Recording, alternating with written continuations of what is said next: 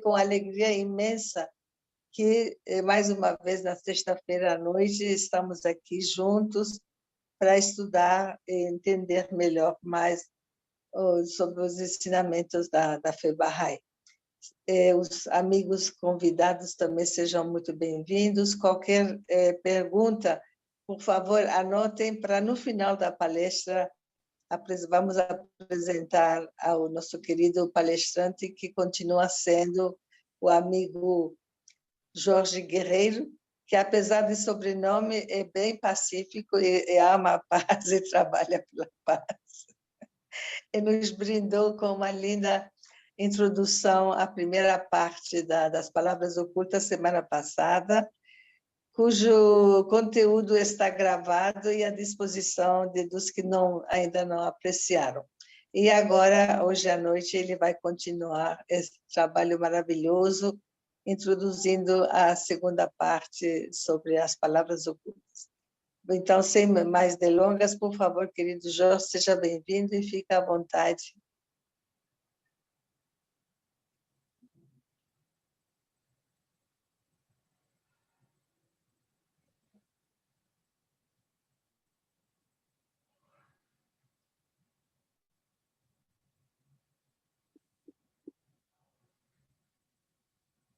Alô, Ana? Oi. Congelou? Congelou? Não, tá tudo certo. Tá tudo certo, então. 1 minuto de paz. O Jorge vai abrir o microfone dele. Tá certo.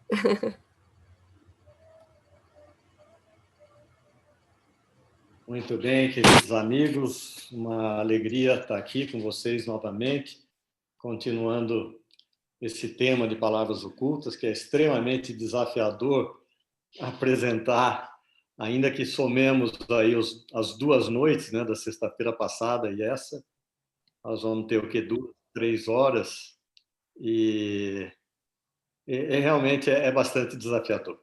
Mas vamos, então, tentar avançar um pouco nos textos. Semana passada a gente se concentrou bastante na parte do árabe e deixamos algumas que são até, eu diria, misticamente falando, algumas têm implicações profundas até nesse persa, que chama atenção pelos seus significados e muitas vezes desafiador mesmo para compreender. Por Deus, nós temos Abdu'l-Bahá, o guardião, Shah Effendi, que ajudam a esclarecer esses temas. Eu gostaria de começar mencionando, que eu não mencionei na semana passada, embora eu tenha coloquei algumas passagens de Abdu'l-Bahá, de Shah Effendi, sobre o significado de palavras ocultas. Eu não mencionei que, inicialmente, essa obra era conhecida como o livro oculto de Fátima, o Fatemé, ou Fátima, como dizemos em português, que era a filha de Maomé, que ficou... ela não era apenas a filha de Maomé, ela era uma mulher proeminente na revelação islâmica, dizia a mulher de maior posição dentre a revelação de Muhammad, assim como a folha mais sagrada na fé Bahá'í, né, e outras mulheres que sempre tiveram um papel fundamental em todas as religiões, e ela ficou extremamente triste quando da morte do pai, quando Muhammad faleceu, e a tradição reza que o anjo Gabriel, para consolá-la, por intermédio do Imam Ali, do Ali, que era seu marido, revelou uma obra que se chamava O Livro Oculto de Fatemé. E quando Bahá'u'lláh revelou palavras ocultas, esse livro ficou associado a isso. O termo oculto, Abdu'l-Bahá explica, também não compartilhei isso antes, mas Abdu'l-Bahá explica que é muito apropriado esse nome, porque significa que a revelação dessas palavras, né, até a chegada delas, elas estavam ocultas. Então, essa revelação ela se tornou manifesta quando Bahá'u'lláh trouxe à luz esse livro, essa obra.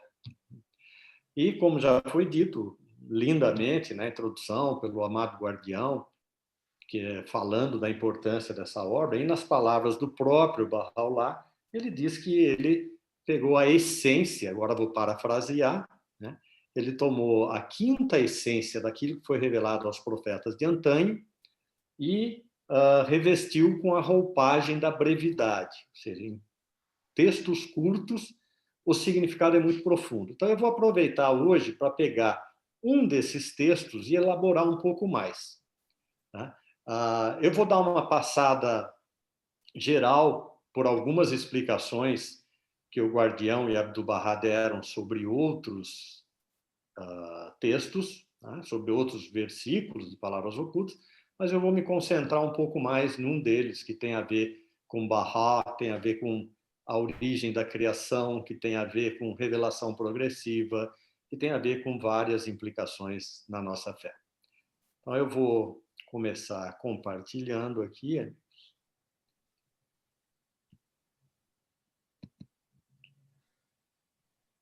Aqui está. Essa é a nossa apresentação inicial. E já vamos começar logo pelo número 19 do Persa. Eu vou pedir para que, por favor, vão se preparando para, numa fila, os amigos ir se alternando e lendo, para que não fique monótono uma única voz, ou a minha especialmente, que eu vou falar bastante, não fique apenas ela. Então, eu já peço um voluntário, por favor.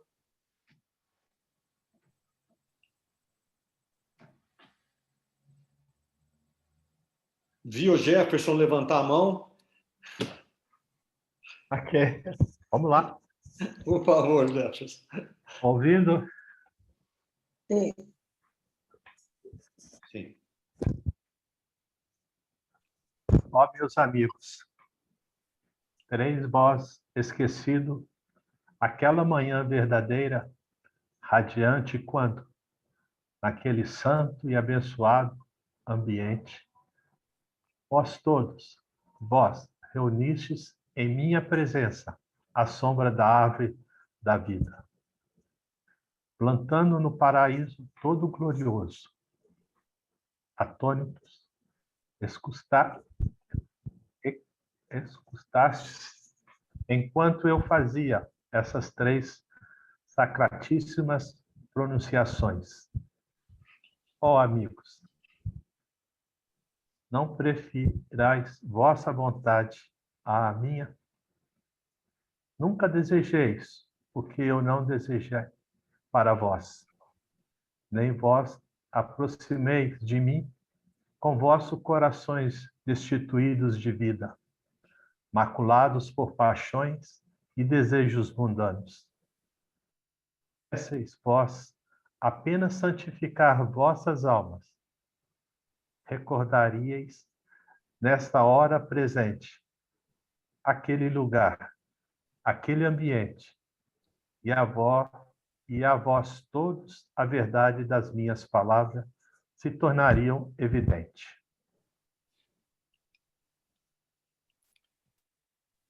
Muito bem. Então, Abdu'l-Bahá começa falando sobre o primeiro significado da manhã verdadeira e radiante, que ele explica que é o alvorecer do convênio e a primeira luz do testamento do sol do mundo. Claro, o sol do mundo é Baha'u'lláh.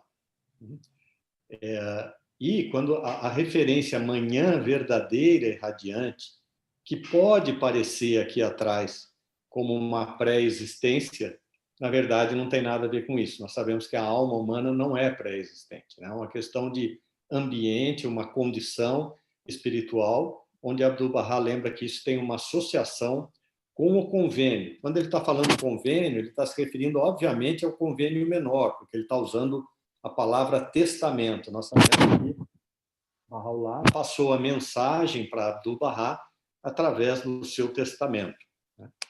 E a árvore de Anissa é a árvore abençoada que floresceu no mais grandioso paraíso e projeta sua sombra sobre todas as regiões. Nós vamos ver mais à frente aqui que a árvore de Anissa é como a árvore da vida, o Guardião traduz em outros lugares. E a lembrança desse versículo traz à mente muito a ideia do paraíso, do Éden, da criação, né, por onde foi plantada aquele jardim onde foi plantado a árvore da vida, que nós vamos comentar isso um pouco mais adiante. Abdu'l-Bahá continua explicando e dá uma outra versão. Ele fala: pelo termo aquela manhã verdadeira e radiante mencionado nas palavras ocultas, entende-se a aurora da revelação divina, quando o excelso se manifestou na plenitude de sua glória, enquanto que a árvore abençoada se refere à antiga beleza. Então, aqui ele está falando de duas manifestações, né? Quando ele fala o excelso, é uma referência ao Baba, e a abençoada beleza, antiga beleza, é Baha'u'lláh. E aí, quando ele fala daquele suposto jardim, vamos dizer assim, ou esses arredores, ele diz que nós devemos entender como o reino do coração e do espírito. E a reunião do povo é uma comunhão espiritual e não física. Mas, né, quando o chamado de Deus foi levantado na esfera do coração e do espírito, a humanidade permaneceu negligente e desatenta e, portanto, ficou atônita. Só para lembrar que esse termo também atônito consta aqui do texto original. Atônito. Perdão? Justamente atônitos escutaste enquanto eu fazia essas três sacratíssimas pronunciações. Exatamente. E essas pronunciações são exatamente, aqui agora ele está dando o sentido de um convênio maior. Né? E o que Baha'u'lláh está dizendo? Ele fala 3 pontos desse convênio aqui. Né? Quando ele fala, não prefirais vossa vontade à minha, ou seja, amar a Deus acima de todas as coisas, é uma religião, isso no cristianismo também é um ponto alto, né? É um dos 2 mandamentos, vamos dizer assim. Ele fala, nunca desejeis o que eu não desejei para vós, ou seja, a vontade de Deus deve ter precedência à própria vontade do homem, né? O desejo, a vontade, e que nunca se deve se aproximar dele com os corações destituídos de vida, maculados por paixões e desejos mundanos, ou seja, que é importante o desprendimento para a proximidade de Deus. Aqui, Abdu'l-Bahá continua explicando que a árvore de Anissa entende-se o tabernáculo do Senhor da Graça, a divina árvore sagrada, a árvore da vida, a oliveira que não pertence nem ao Oriente nem ao Ocidente. Ou seja, esse sentido de Sadrata, o Sadratul Muntaha, que nós temos muito forte na fé, vai aparecer um pouco adiante aqui, que é a posição do manifestante de Deus. E Abdu'l-Bahá volta a falar aqui como um convênio menor, porque ele fala, este é o convênio e testamento que a abençoada beleza estabeleceu através da pena suprema na Terra Santa, sob a sombra da árvore de Anissa, ou seja, proteção dele mesmo, do próprio Baha'u'lláh, e que foi promulgado após a ascensão. Então, aqui não deixa dúvida, porque o que foi promulgado após a ascensão de Baha'u'lláh, né, é o convênio, que é conhecido como convênio menor, quando ele aponta Abdu'l-Bahá como cabeça da fé e é o sucessor, o centro do convênio. Vamos deixar as perguntas, se alguém quiser alguma coisa, mas porque a gente vai ter uma ampla... É curta, mas é ampla apresentação ao mesmo tempo. Ó meu servo, não abandones um domínio eterno em troca daquilo que perece. Eu mesmo estou lendo, me empolguei. Nem rejeites a soberania celestial por um desejo mundano. Eis o rio da vida eterna que fluiu da fonte inesgotável da pena do misericordioso. Bem-aventurados os que dele sorvem. Esse é o texto de palavras ocultas, tudo que está com essa cor de letra aqui é de palavras ocultas, original, e o que está, e a outra cor que aparece, obviamente, vai ser observações, a próxima é de Abdu'l-Bahá, e eu peço para alguém ler a explicação de Abdu'l-Bahá para esse versículo. Quem pode fazer a gentileza? Eu posso ler. Por favor. Tu perguntaste sobre as pérolas entesouradas nas palavras ocultas, onde? Dirigindo-se ao abjeto e ao tolo, Paula admoestou. Não abandones um domínio eterno em troca daquilo que perece.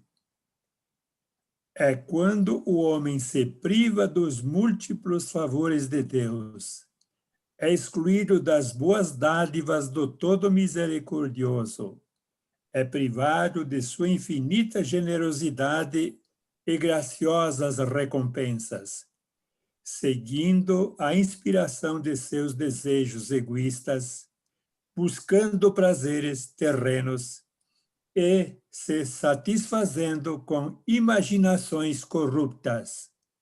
Portanto, aquilo que perece é uma alusão a todo tipo de inclinação corrupta e má ação. Deus, de fato, é a fonte de sinais claros. Muito bem. Eu acho que está tão claro isso, né, que nós vamos passar adiante. O número 63. Quem pode ler, por favor? Já leia e já leia também o significado, por gentileza. Eu posso ler. Por favor. Ó vós, povos do mundo, sabei em verdade que uma calamidade imprevista vos persegue e uma penosa punição vos espera. Não pensais que os atos que perpetrastes tenham sido apagados de minha vista. Por minha beleza, todas as vossas ações, minha pena as gravou em caracteres nítidos, sobre tábuas do crisólito. Tu perguntaste sobre a tábua de crisólito e a epístola preservada.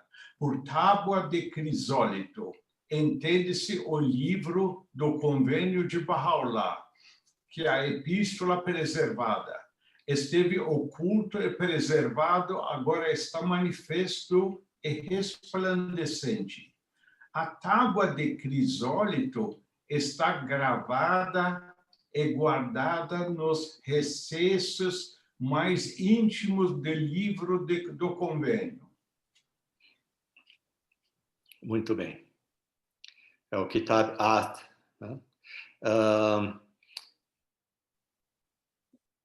Crisólito é uma pedra com uma cor azul, digamos assim. E a expressão tábua, em inglês se confunde muito tábua e epístola, mas o objetivo é uma superfície plana onde se pode escrever.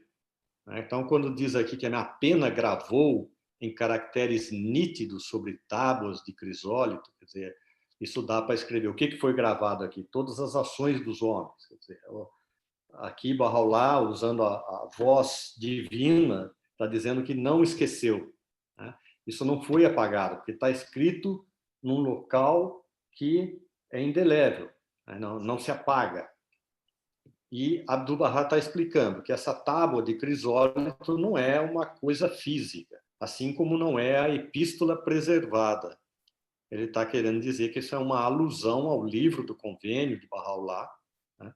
Como nós havíamos mencionado, nessa obra, Palavras Ocultas, por menor que seja, lembrando que ela é concisa, né? Que ela foi colocada numa forma de concisão, né? Ela trata de toda a história religiosa da humanidade, ela tem a semente da revelação de Bahá'u'lláh, coisas futuras, leis que ele revelou, elas aparecem aqui como um alvorecer, vamos dizer assim.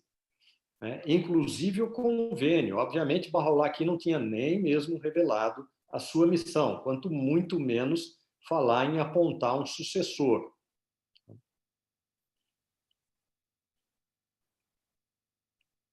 Quem pode fazer o favor de ler a próxima? Jorge, posso fazer uma pergunta referente a esses dois antes de você seguir? Ô, Vafa, se você não se importa, eu estou vendo que tem algumas pessoas também levantando a mão.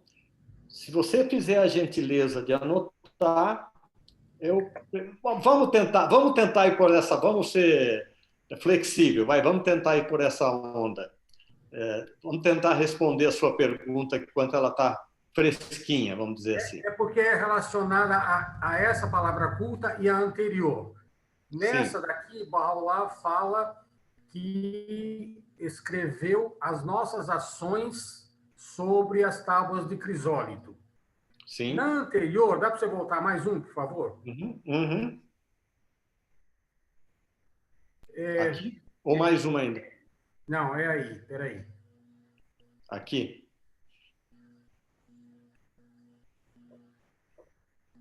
É por isso que é importante que a gente esquece. Olha, foi... Ah, aqui, lembrei. Seguindo a inspiração dos seus desejos egoístas, buscando prazeres terrenos e se satisfazendo com imaginações corruptas.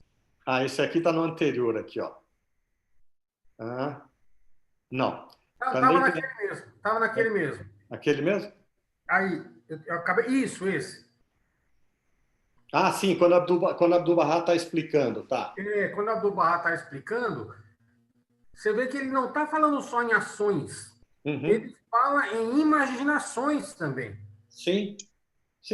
Tem um texto eu lembrei de um... Acho que é uma palavra oculta também que fala que dentro de pouco tempo os avaliadores da humanidade nada mais aceitarão a não ser ações e pensamentos, não é isso? Não, mas a gente vai ler ela daqui a pouco. Mas o que pode vir à memória, à lembrança, Bahá'u'lláh fala numa epístola, ele fala que, eu vou parafrasear, deixa eu tentar lembrar, ele fala, sabei vós que vossos pensamentos para mim estão tão claros como se foram realizados. É mais ou menos assim, eu estou parafraseando. Quer dizer, para Deus, né?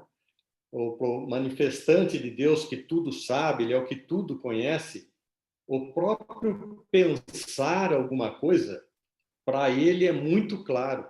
É como se tivesse sido realizado. Por isso que intenção, eu não quero entrar nessa seara, mas Abdu'l-Bahá fala que intenção é uma coisa muito séria. Ele fala que a pureza de intenção deve ser o melhor motor da alma humana, né? Porque quando ela tem pureza de intenção, isso atrai as bênçãos divinas e tudo mais. Mas a intenção, seja ela boa ou ruim, né, para o manifestante de Deus, é como se ela tivesse sido realizada. Posso seguir? Parece que alguém mais queria perguntar, não sei se eu... não sei o que eu fiz aqui. Podemos seguir, gente? Podemos. Então, vamos lá. Acho que... Tá, esse daqui nós lemos. Mas o importante desse daqui não é a calamidade, que todo mundo gosta de comentar e tal. Mas aqui o que Abdu'l-Bahá está dizendo é que explicando o que é a tábua de crisólito, né? E como isso é preservado, quer dizer, no conhecimento de Deus, nada escapa. Quem pode ler a próxima, por favor? É o guardião explicando a mesma coisa, no outro sentido. Posso ler? Por favor, a filhinha pediu, quem mais? Eu não estou enxergando todo mundo.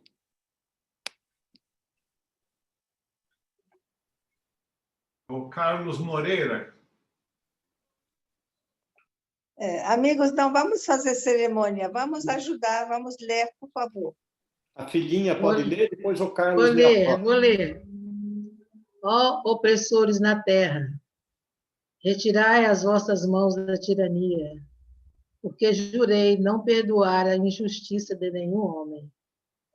Este é meu pacto, o qual decretei irrevogavelmente na epístola preservada e selei com meu selo de glória.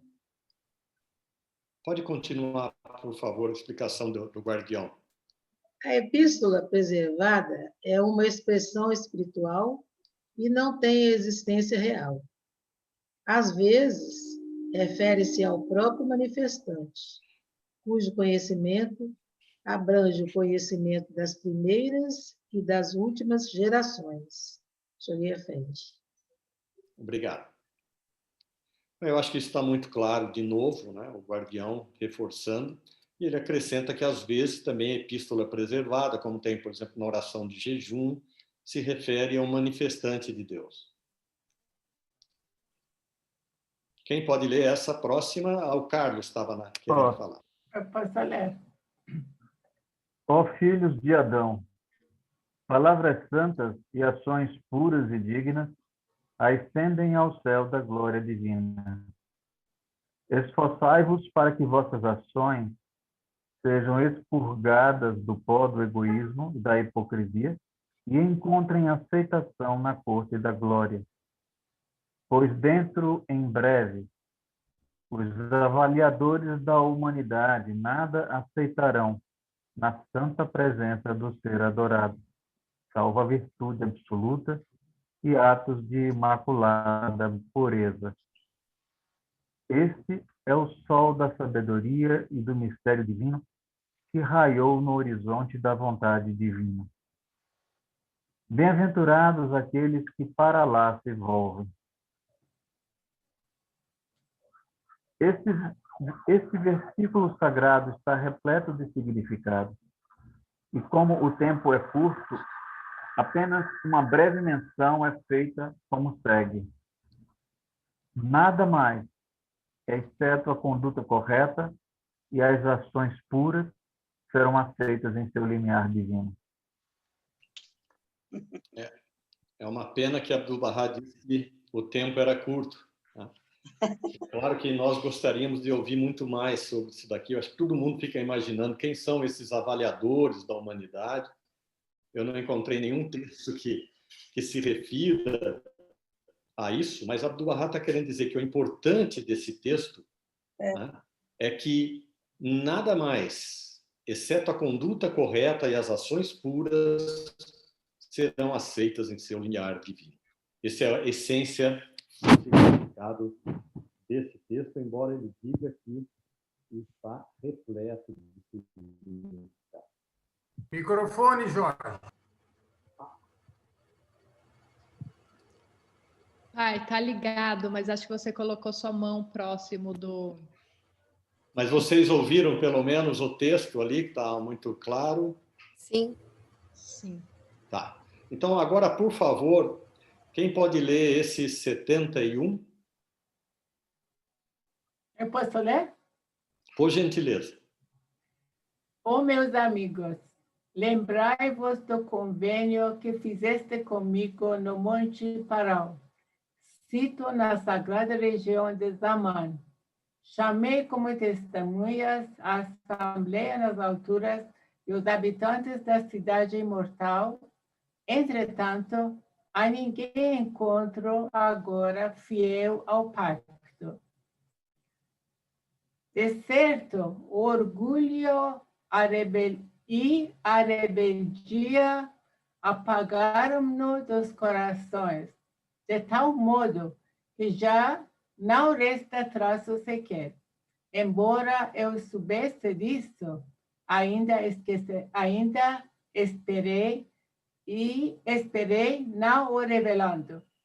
Convênio mencionado nas palavras ocultas é o convênio e testamento que foi celebrado pela pena de Altíssima nos recintos sagrados da Pará, do amor de Deus, o ápice do tempo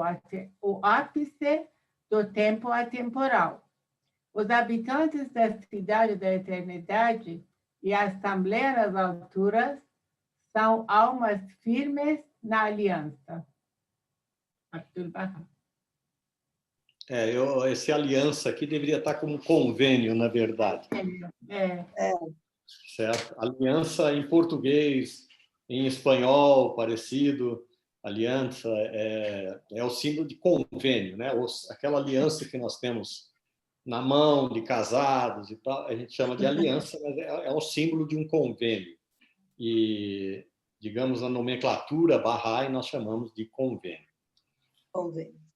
Zaman é como foi traduzido aqui, está aqui como tempo atemporal. Zaman é tempo, é um dos reinos da existência, vamos chamar assim, não vai dar para entrar em detalhes aqui, mas Baha'u'lláh fala dele. Monte Paran é um símbolo que nós vamos ver a seguida, que não é importante aqui o local. Monte Paran, na verdade, é um deserto no sul de Israel. Tem o deserto ali de Paran, onde provavelmente Moisés ficou por 40 anos até chegar na Terra Prometida, vindo do Egito e tudo mais. Mas o importante aqui não é esse significado, e sim isso dizer que esse convênio é o convênio que Abdu'l-Bahá fala aqui em palavras ocultas, é o convênio testamento, que foi celebrado pela pena do Altíssimo nesses sagrados, nos recintos sagrados do Paran do amor de Deus. Ou seja, o convênio é uma coisa que existe em todas as religiões, por isso que ela é simbolizada aqui como se fosse uma realidade fora desse mundo e que se projeta nesse mundo a cada vez que tem uma nova revelação, uma nova manifestação, surge então a figura do convênio. E eu vou pedir, esse aqui é o texto que nós mais vamos concentrar um pouco, e eu vou pedir para alguém ler. Eu posso ler. É um dos textos que mais gera dúvidas e tudo mais. Quem falou? Posso ler? Giovanni. Giovanni, por gentileza.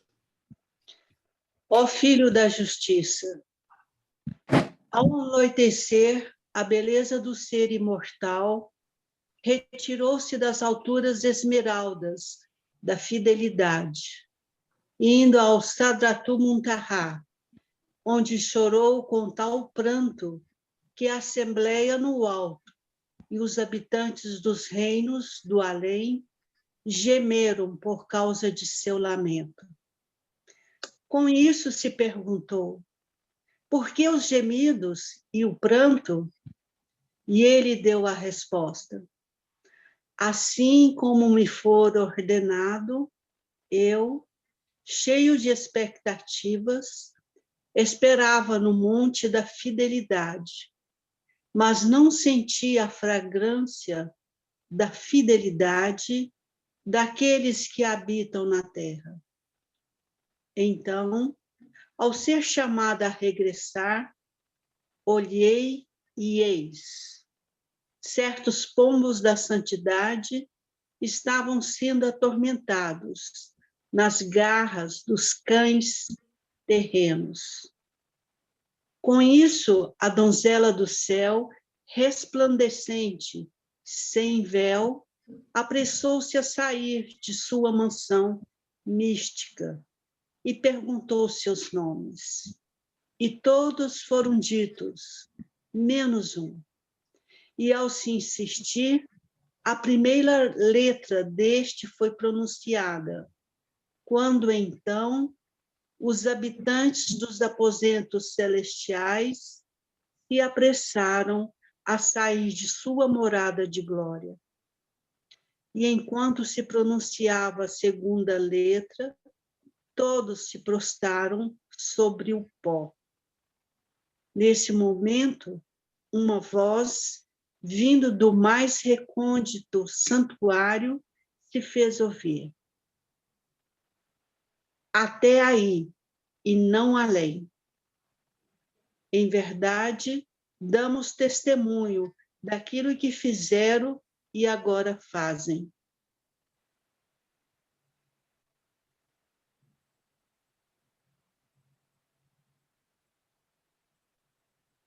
Ai, agora o microfone está realmente fechado.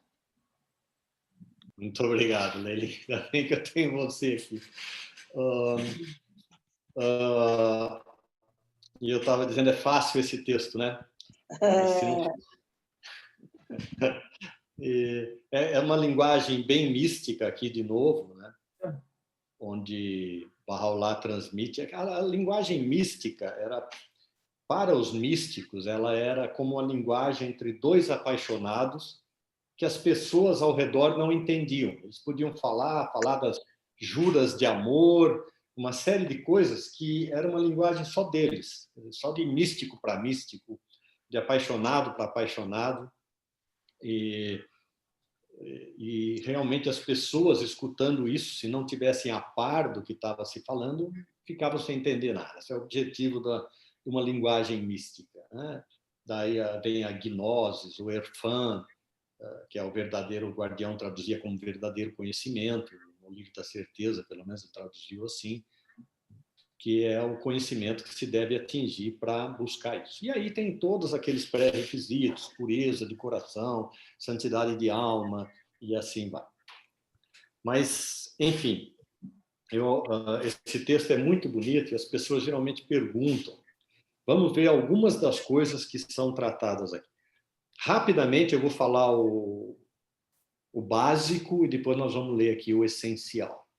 Quando fala Sadratul Muntaha, já foi citado, assim como a árvore do paraíso, né, no Gênesis, lá do primeiro livro da Bíblia, foi plantada no centro do paraíso, é o simbolismo do manifestante de Deus. Quando Muhammad teve a Miraj, né, que diz que ele subiu até o 7º céu, ele se defronta, ele encontra essa árvore, que no passado era uma árvore que delimitava o fim dos caminhos. Quer dizer, até quando a pessoa encontrava uma árvore desse tipo, sabia que ali não tinha mais caminho, não dava para onde ir, não dava para passar. E essa é a condição que até mesmo o manifestante de Deus, por que ela é considerada a condição do manifestante de Deus? Como nós vemos a Epístola de Ahmad, por exemplo, né? Quando ele fala que ele é o rouxinol do paraíso, que canta sobre os ramos da árvore da eternidade, é o mesmo símbolo que é a condição do reino maior, o reino da vontade primaz, do verbo de Deus, do Logos, aquele que criou, que é a causa da criação de todas as coisas que foram criadas. E nessa condição dessa árvore, nem o manifestante de Deus consegue entender ou subir além dessa condição, porque acima disso estaria a própria essência de Deus e ela é inatingível para todo mundo. Por isso que é como se tivesse uma árvore sinalizando.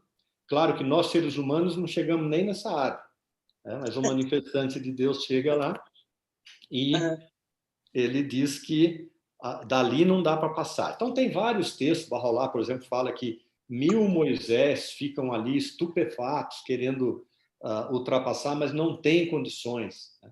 E, enfim, ele explica que isso é uma coisa impossível. Mas aqui, deixa eu ver das coisas básicas, só que eu falei que ia falar. Vamos ver aqui, eu acho que basicamente é isso. Vamos ver o que Abdu'l-Bahá explica sobre isso. Eu mesmo vou lendo, assim, eu vou me empolgando aqui.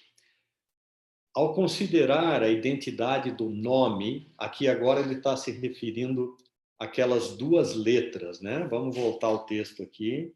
Eu vou colocar a setinha. Ele está querendo dizer que aqui, quando fala Sadratul Muntaha, obviamente é uma menção ao próprio Bahá'u'lláh.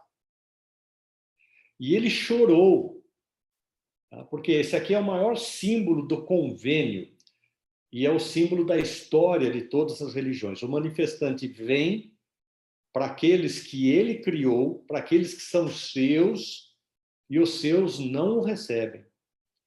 Tal é a tristeza que causa o manifestante, que ele diz aqui que quando ele chegou, ele saiu das alturas esmeraldas da fidelidade, esperando também a fidelidade do povo, chegou lá, ele chorou com tal pranto que a Assembleia no Alto são no reino de Malakut, né? São os manifestantes de Deus, são os santos, os mártires, né? Os profetas, estão todos lá. Então, você imagina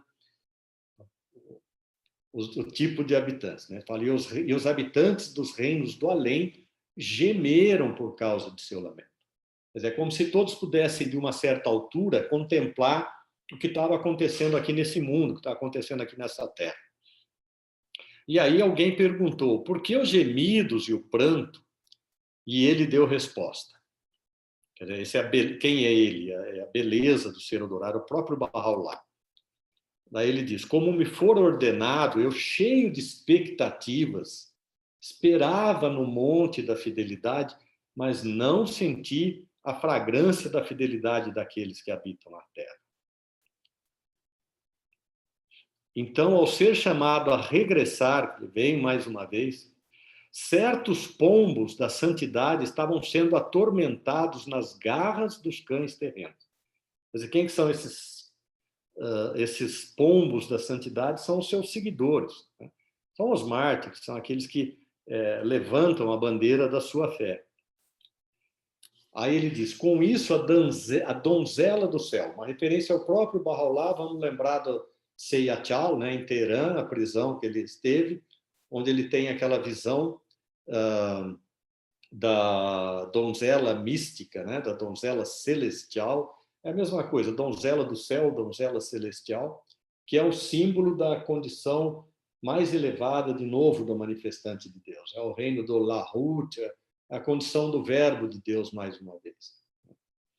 E quer dizer, ela apressou-se a sair da sua mansão mística, ou seja, apareceu, se revelou para todo mundo, e ela perguntou os nomes, né, daqueles que estavam sofrendo, quer dizer, quem é que estava se revelando, quem é que estava sendo perseguido e tudo mais. E ao se insistir, a primeira letra deste nome foi pronunciada. Aí, quando ela foi pronunciada, o que aconteceu nas habitações celestiais, vamos dizer assim? Ela fala: os habitantes dos aposentos celestiais se apressaram a sair de sua morada de glória. Só a menção da primeira letra. E aí ele acrescenta: enquanto se pronunciava a segunda letra, todos se prostraram sobre o pó. O que simboliza algo extremamente sagrado. Aí ele diz: nesse momento, uma voz vindo do mais recôndito santuário se fez ouvir, como se fosse a voz da divindade, ordenando até aí e não além. Quer dizer, não revela mais do que essas duas letras. E aí Bahá'u'lláh termina dizendo: em verdade, damos testemunho daquilo que fizeram e agora fazem. Quer dizer, um comportamento eterno da humanidade, que no livro da certeza ele vai mais além. Ele fala que era eterno no passado e eterno no futuro, esse comportamento lamentável da humanidade ao receber o seu manifestante divino. Então, Abdu'l-Bahá diz que, ao considerar a identidade do nome, né, que naquela época não era totalmente divulgado, tu verás prontamente que crueldades indescritíveis a companhia dos infiéis perpetrou e que más ações eles cometeram. Isso está gravado em todos os livros sagrados, na história dessa fé.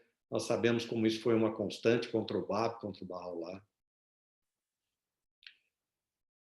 Enfim, né, com a espada da crueldade obstinada, eles cortaram em pedaços este corpo injustiçado, quer dizer, o corpo da própria fé, o próprio manifestante. Isso é claro e evidente para todos, Abdu'l-Bahá diz. E aqui, em seguida, Abdu'l-Bahá explica que este grande nome que se faz referência é o maior nome. Refere-se a quem? A abençoada beleza, que é Bahá'u'lláh. O maior nome é Bahá'u'lláh. O que temos hoje são os significados de duas das letras do maior nome. São eles B e H. Observe essa afirmação de Abdu'l-Bahá. Ele fala: o que temos hoje são duas dessas letras. Porque quando chegou na terceira letra, a voz divina disse até aí e não além. Não pronuncia mais uma letra nenhuma. E aí o guardião explica: deve-se também ter em mente que, por maior que seja o poder manifestado por esta revelação e por mais vasto que seja o alcance da dispensação que seu autor inaugurou, ou seja, essa dispensação de Bahá'u'lláh, ela, né, quer dizer, essa revelação repudia enfaticamente a reivindicação de ser considerada como a revelação final da vontade e propósito de Deus para a humanidade. Ou seja, aqui é muito claro sobre a revelação progressiva, que Shoghi está querendo dizer que um dos significados desse versículo que nós acabamos de ler é que Baha'u'lláh está deixando claro que depois da sua manifestação virão outras. E o guardião ainda diz mais. Uma referência a algumas das declarações já citadas de Baha'u'lláh e Abdu'l-Bahá certamente será suficiente para estabelecer, sem sombra de dúvida, a verdade desse princípio fundamental. Aí ele acrescenta, não poderia a seguinte passagem das palavras ocultas ser da mesma forma interpretada como alusão alegórica à progressividade da revelação divina e uma admissão por seu autor de que a mensagem com a qual ele foi confiado não é a expressão final e definitiva da vontade e orientação do Todo-Poderoso? Porque, infelizmente, em outras revelações, isso era muito comum. E aí, mais adiante, eu vou resumir, aqui de novo, Guardião agora está explicando que se trata do nome da antiga beleza, é o B e o H. E que o que significa isso é que tudo que está latente, consagrado dentro da realidade mais íntima dessas 3 letras não foi revelado. Ou seja, o mundo, eu vou resumir aqui, o mundo vai paulatinamente entender a essência, como o Guardião diz, vou começar daqui, ó. Assim, tudo que está oculto na essência da 3ª letra de seu bendito nome será gradualmente revelado diante dos olhos de todos os homens. Quer dizer, nós não podemos, como o próprio Guardião dizia, quem é de Bahá'í, por mais erudito, por mais profundo que seja na fé, pode imaginar como vai ser o período áureo da fé. Como vai ser aquilo que Cristo havia prometido, o reino de Deus na Terra. Então, essas são coisas que... 2 significados. O primeiro é que a revelação de Baha'u'lláh não é a final, e a segunda é que, mesmo dentro da dispensação de Baha'u'lláh, muitas coisas vão aparecer que hoje nós não temos sentido disso. Por isso que Abdu'l-Bahá dizia que, na época, só estava sendo manifestada a letra B e H. Agora, eu vou fazer aqui um comentário porque Abdu'l-Bahá faz um comentário sobre o significado do maior nome. Quando se fala das letras B e H, existe um significado muito bonito que Baha'u'lláh escreveu uma vez a uma pessoa da Inglaterra que escreveu para ele perguntando o significado disso. Não sei se seus amigos sabem, mas quem desenhou o Ism Azam, o maior nome, como está aqui, foi o próprio Abdu'l-Bahá. E aqui, Abdu'l-Bahá dá várias explicações sobre isso. Deixa eu dar uma olhada como é que nós estamos com... nosso tempo está bastante curto, mas eu vou tentar seguir com isso porque eu acho muito interessante. Abdu'l-Bahá nota que aqui existem as letras B e H.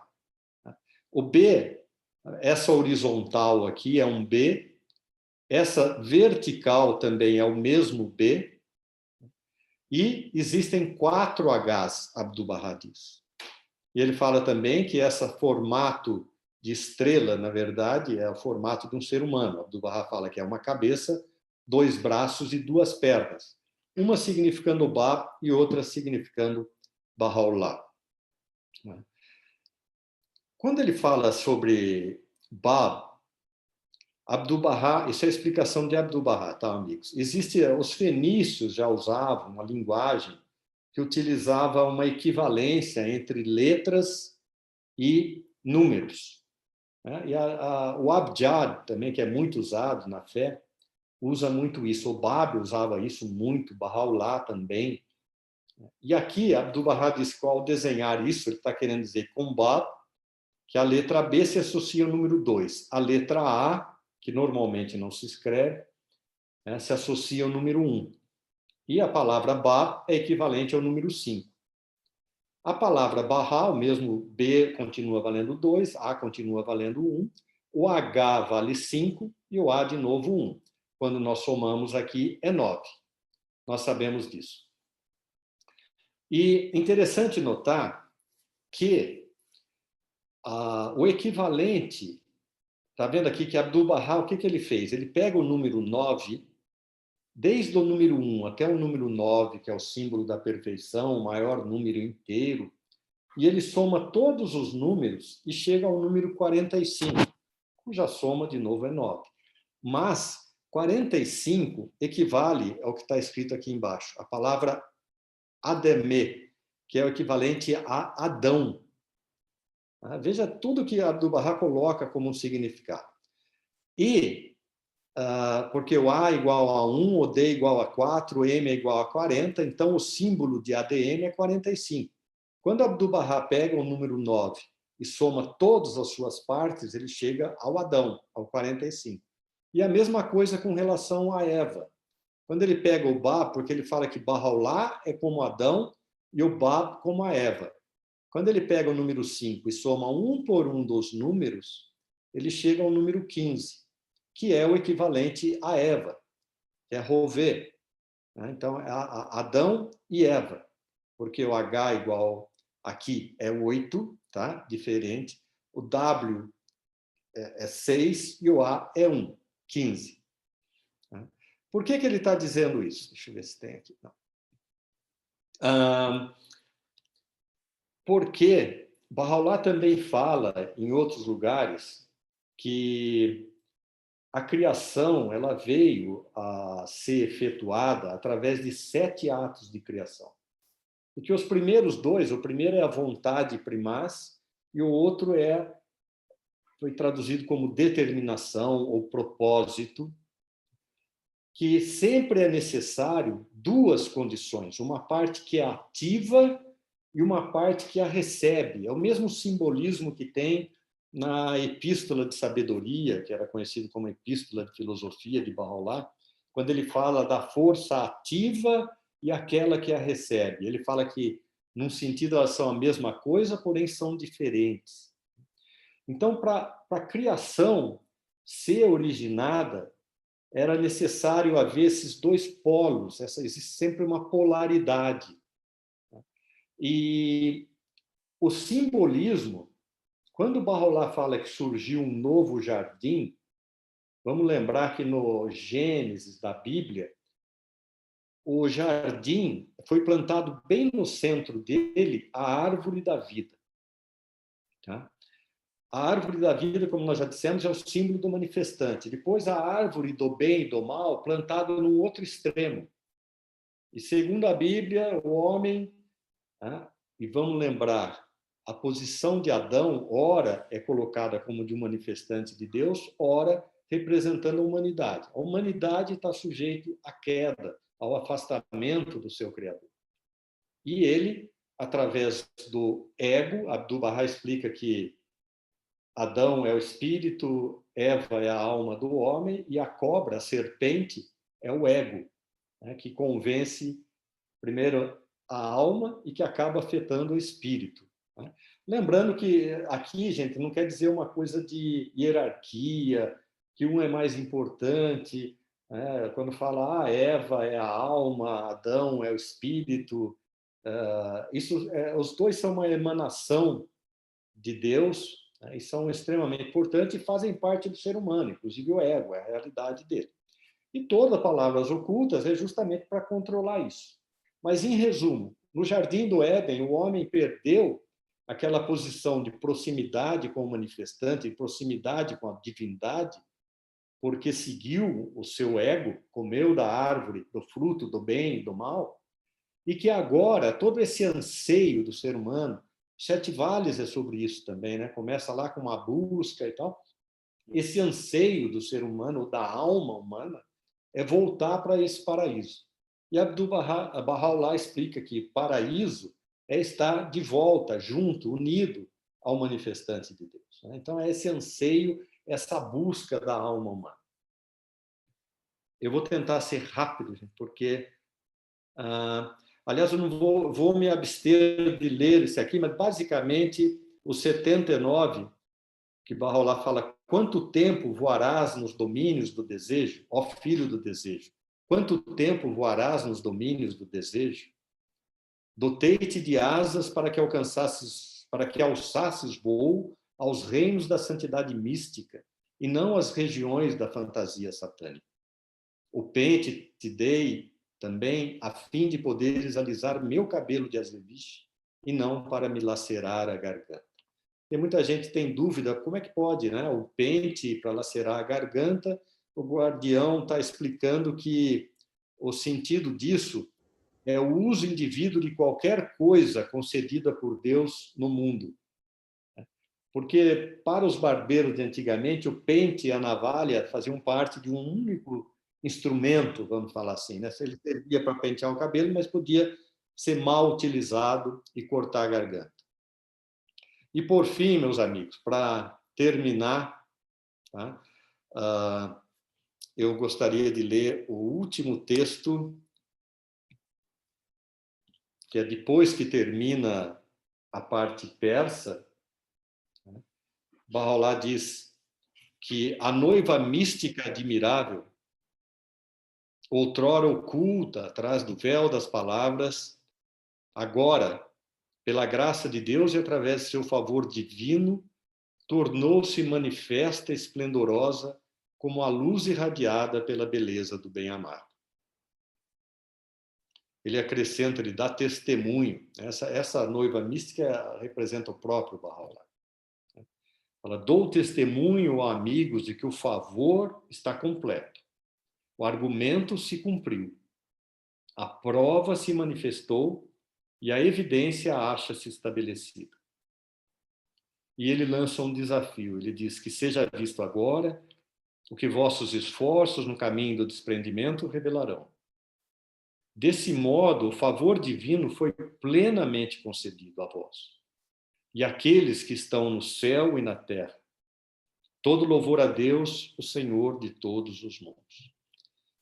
Ou seja, mesmo com a roupagem da brevidade, Bahá'u'lláh está dizendo que, com essa revelação dessa obra, o favor divino foi plenamente concedido. Por isso que ele é considerado como a semente das outras obras de Bahá'u'lláh, que são como um desdobrar dessa obra. Mas, basicamente, as leis de Bahá'u'lláh, seus princípios, suas exortações, elas estão de uma maneira embriônica, né, como a árvore está potencialmente na semente, elas estão aqui também nesses ensinamentos. E Bahá'u'lláh está dizendo: olha, não adianta estudar, não adianta conhecer, é importante ver o que vocês vão fazer com isso, né, no caminho do desprendimento. O que os vossos esforços no caminho do desprendimento revelarão. Eu espero, já que esse texto foi escolhido pelos amigos aí, e aproveitando que nós estamos no período de Ayam Eha, aliás, feliz Ayam Eha para todos, antecedendo o período de jejum, e que depois vem o Ano Novo Bahá'í, que é um período de tomadas de decisão, né? Quem sabe Deus ajuda cada um de nós aqui participando dessa noite a escolher um desses textos e tomar como uma decisão para o próximo ano, particularmente ele, procurar tentar vivenciar na sua vida. Claro que essa é uma obra que é um livro curto, pequeno, é fácil ter do lado da cabeceira, como foi visto na semana passada, ele deveria ser lido de manhã e à noite, Abdu'l-Bahá nos aconselha. Quem sabe a gente possa se beneficiar da melhor maneira possível. Eu desculpa ter alongado, amigos, mas é muito difícil falar sobre essa obra num espaço de tempo curto. Se tiverem perguntas ou comentários, serão muito bem-vindos, apesar do horário. Deixa eu parar de compartilhar. Exatamente. Gratidão, querido. A noite é pequena, né? Para tanta profundidade. Então, os amigos fiquem à vontade, se quiserem levantar a mão e fazer a pergunta oralmente, se sentirem melhor assim, fiquem à vontade.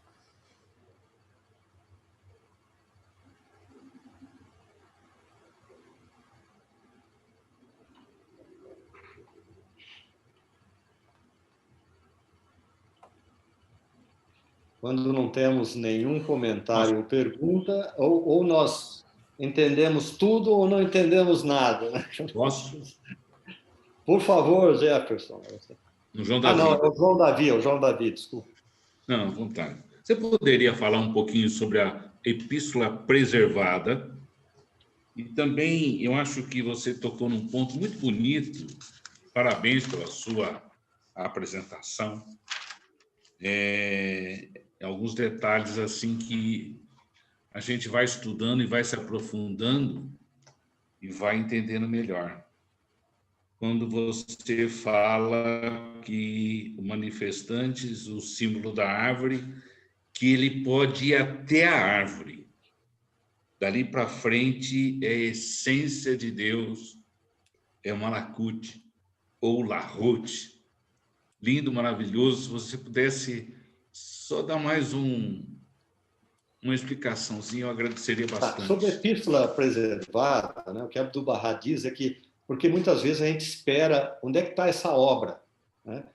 Abdu'l-Bahá chega a ser muito explícito em outra obra. Ele fala: se alguém aparecer dizendo que é portador da epístola preservada, saiba que essa epístola não desceu a esse reino. Ela é um simbolismo, ela é um arquétipo do reino espiritual. Ela pode ter uma existência ideal, mas não tem uma existência aqui nesse mundo.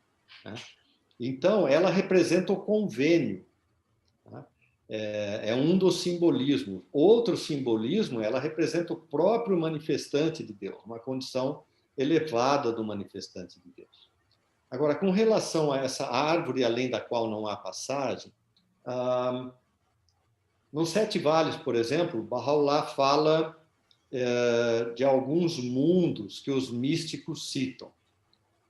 E apesar de que é muito claro nos escritos de Bahá'u'lláh e de Abdu'l-Bahá que os mundos de Deus são infinitos, é muito comum classificá-los como 5. Bahá'u'lláh usa isso nos Sete Vales, usa isso numa epístola que nós não temos traduzido em português, chama Epístola de Todo o Alimento, onde ele descreve lindamente, ele fala que em cada mundo de Deus, cada palavra tem um significado, e aí ele começa a falar e começa a descrever esses mundos.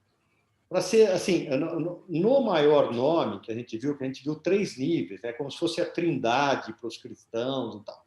No maior nome, a gente vê o nível de Deus, a linha superior, vertical, a intermediária, a linha do comando divino, é uma das realidades dos manifestantes de Deus, e, por fim, a linha da criação. É uma das formas que Abdu'l-Bahá resume, vamos dizer, esses 5 reinos, ou infinitos reinos, que fala Bahá'u'lláh, ele resume em 3, no maior nome. Né?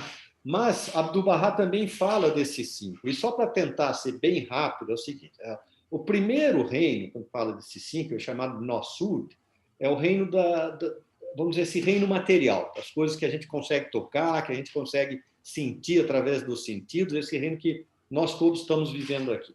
O Malakut é conhecido como o reino, é o segundo, imediatamente acima, é conhecido como o reino das almas, o reino dos anjos, né? É onde a nossa alma vive, quando ela está dormindo, ou mesmo agora, né? A alma controla esse corpo aqui em Nasud, mas a morada dela é em Malakut, é uma outra realidade espiritual. Indo para um reino ainda superior, é conhecido como Jabarut. Esse reino é o reino que habitam os manifestantes de Deus e os eleitos de Deus. Já é muito seleto. Nós, almas humanas comuns, não chegam a esse reino. Né?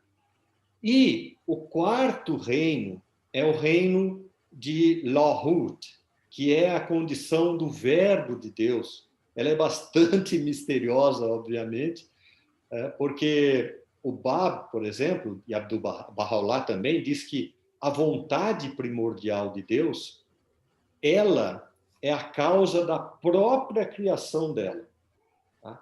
Eu não quero complicar, mas Deus é o criador, mas ele não é a causa da criação. Tá, gente? Essa frase pode parecer impactante, mas ela é bem verdade. A causa da criação é a vontade primaz, que habita nesse reino de Lahut. Tem vários nomes que indicam essa condição. Um dos nomes é o trono de Deus, o verbo de Deus. Um deles é a árvore além da qual não há passagem. Por quê? Porque essa condição, vamos dizer que ela é aquela realidade como o sol que se reflete nos espelhos dos manifestantes de Deus habitantes lá de Jabarut, certo? Por outro lado, esse sol é a realidade mais profunda do manifestante de Deus. O manifestante de Deus, desde Lahut, ele está presente em todos os mundos, tanto é que ele vem nesse daqui fisicamente, certo? Agora, ali, naquela condição, quando ele chega a Lahut, qual é o próximo mundo superior? É o mundo da essência de Deus. Essência de Deus, existem inúmeras epístolas, palavras de Bahá'u'lláh que ele fala, ela é inacessível a tudo, não só as coisas criadas, tá? Mas quem ajudou a criar também a vontade primaz, ou a árvore além da qual não há passagem, e é por isso que tem esse símbolo, além dessa condição do Lahut, nada tem acesso acima disso. Sabe aquela frase que está assim, que diz, eu era um tesouro oculto. Né? Bahá'u'lláh e Abdu'l-Bahá explicam, fala que essa condição, eu era um tesouro oculto, ela serve para o passado, para o presente e para o futuro. Deus vai ser eternamente um tesouro. A única maneira de se transformar... O som? Não, deu uma travada nele. A internet travou. Ele se empolgou no mundo de Deus. Será? Meu Deus do céu. Vocês estão me enxergando bem agora? Vocês estão me ouvindo bem? Sim, agora sim. Onde que eu parei? Você viajou nos mundos de Deus, nós te perdoamos. Para lá de longe, hein? Travou de novo. Misterioso. Diz para mim qual é o último nome do quinto estágio. Ele caiu. Essa resposta não é para gente. Dona Gui sabe o nome. Dona Gui. Pode falar para nós? Ficou sem internet. Está sem internet. Isso. Olha, é misterioso se não é para dizer, se não é para ser ouvido. Exato. Ainda para ficar oculto. Pois é, até a internet não suporta ouvir. O que é que podemos fazer? Queridos A amigos, internet é liberada para ouvir um assunto tão profundo.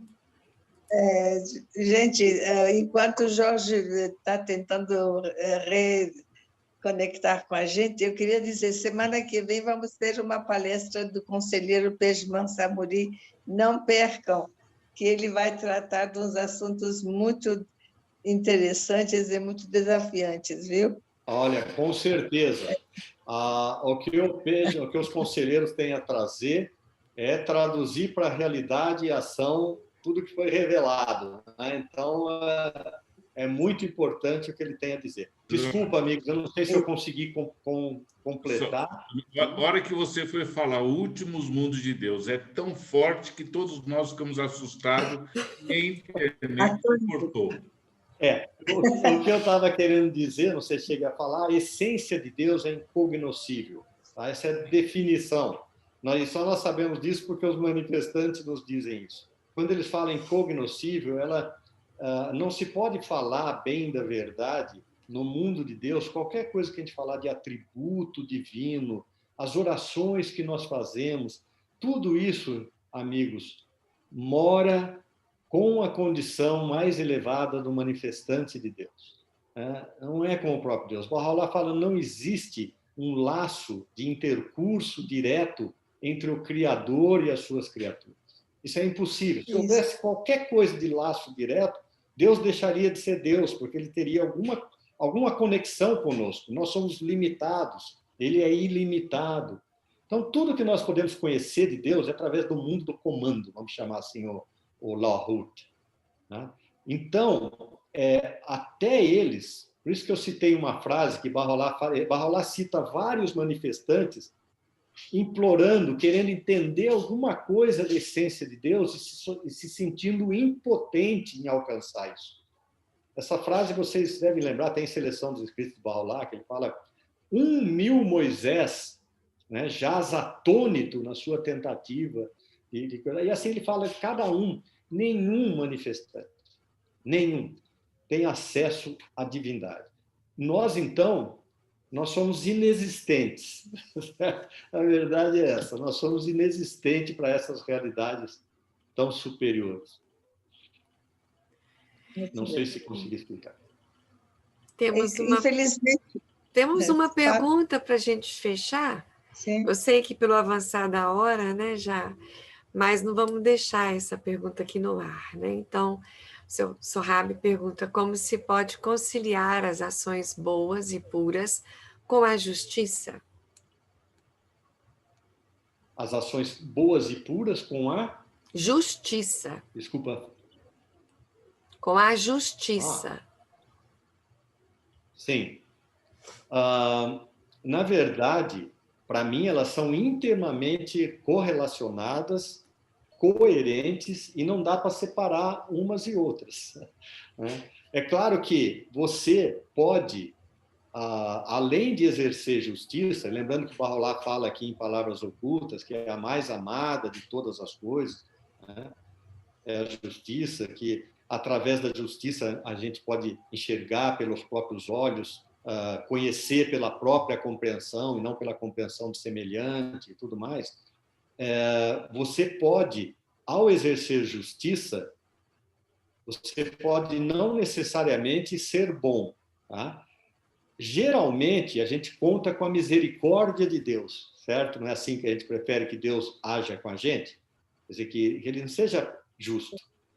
E muitas vezes Bahá'u'lláh fala, sua misericórdia excedeu a sua justiça.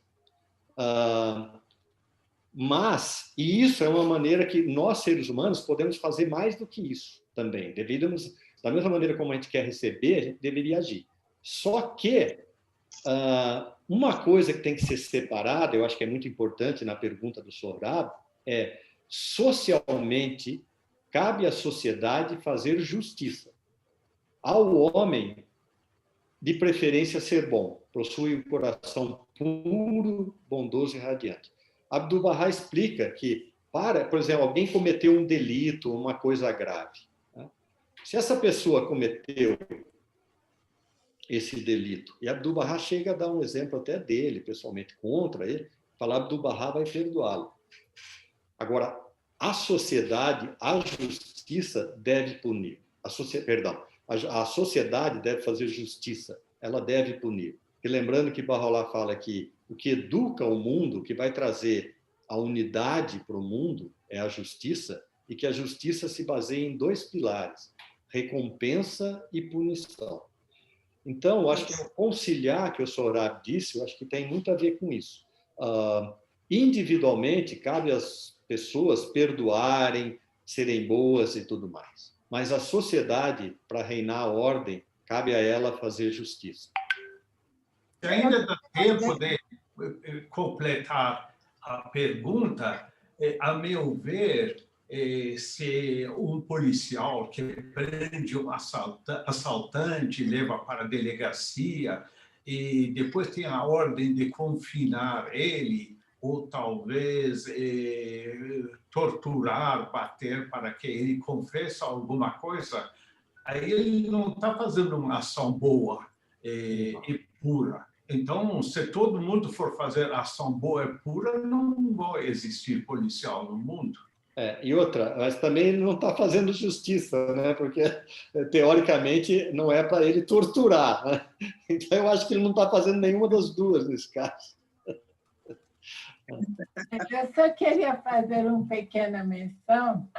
Eu lembrei, a gente estudava na casa da Giti, Sr. Milani, terça-feiras, Palavras Ocultas. Quando chegou a essa última, que é a noiva mística, oculto, noiva mística e admirável, oculta, atrás de véus de elocução, né?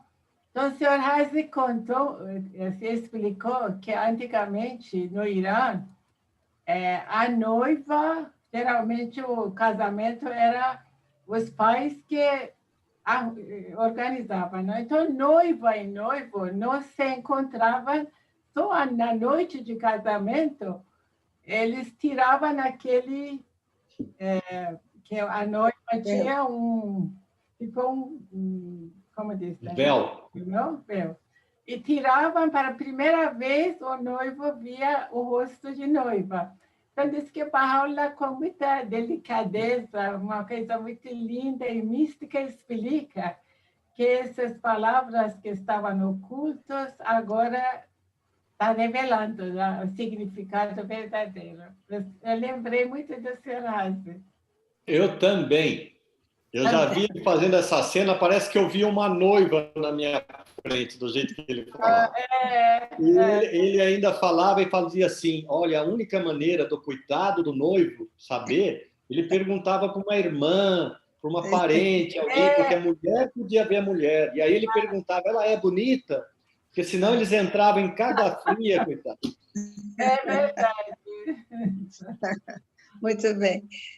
Queridos amigos, acho que chegou a hora da gente agradecer ao nosso querido palestrante, realmente que com muita paciência, sabedoria e eloquência nos iluminou com uma melhor compreensão das palavras ocultas.